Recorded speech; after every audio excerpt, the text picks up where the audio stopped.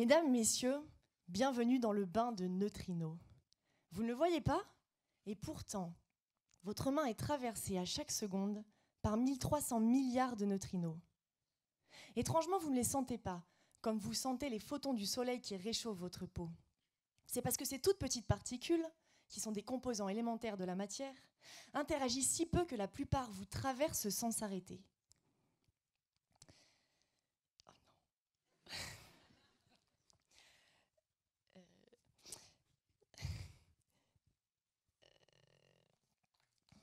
Attendez, j'ai pas fini. Oh.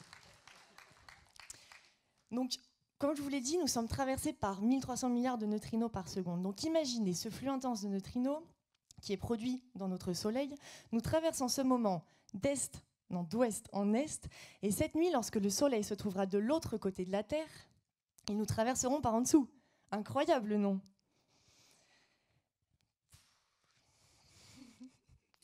Vous aimeriez bien en savoir plus sur les neutrinos, hein.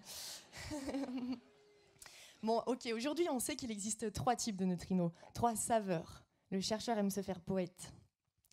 Mais un doute plane sur la physique des particules. En existerait-il un 4e type?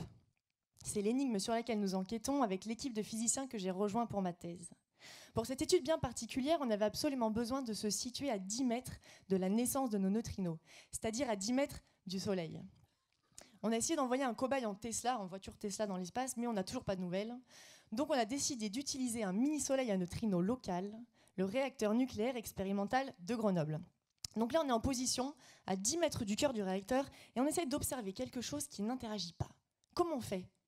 Eh bien nous, on a construit un appareil photo qui pèse 75 tonnes pour arrêter un neutrino toutes les 5 minutes. Et moi, j'étudie ces neutrinos.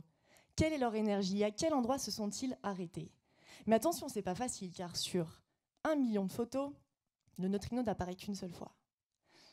Les autres, ce sont d'autres particules qui passaient par là et que je dois identifier. Et là, la question fatale, mais à quoi ça sert les neutrinos? Certains vous diront que c'est de la poudre de perlimpinpin. Vous connaissez Hertz? À son époque, il avait découvert que nous étions en permanence entourés d'une chose invisible qu'il avait appelée onde.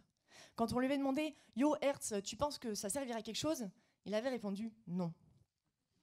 Dommage qu'il n'ait pas vécu assez longtemps pour appeler avec un téléphone, écouter la radio, ou encore réchauffer sa choucroute au micro-ondes.